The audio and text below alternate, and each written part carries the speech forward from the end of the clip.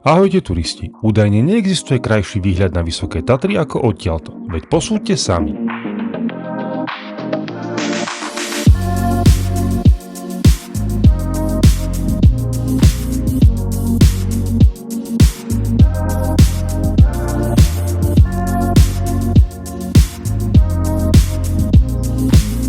Z Vikartoviec vyrážame príjemnou lesnou cestou na hrebeň a pomaly stúpame na náš najvyšší bod trasy v pohorí Kozie chrbty, Kozí kameň.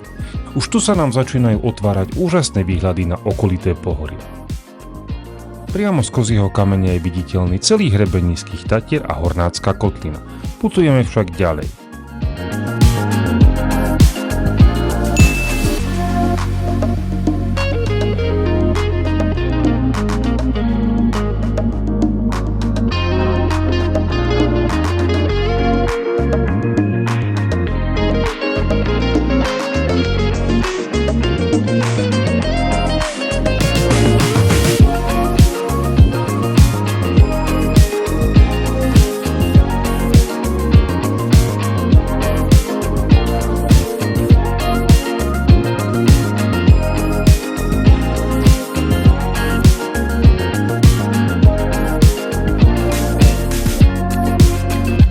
Nad karavanmi vznikla nová výhliadka a náučný chodník. A toto je to miesto. Celé Vysoké Tatry sú ako na plastickej mape z učebnice zemepisu.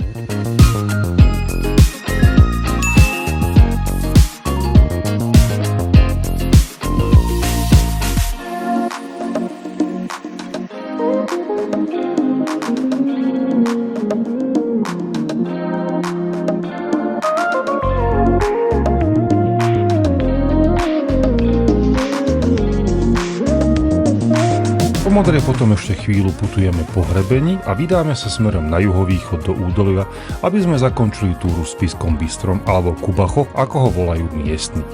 Celá trasa má 12,5 km s prevýšením 620 metrov, takže sa dá zvládnuť pohodlným tempom za jedno popoludnie.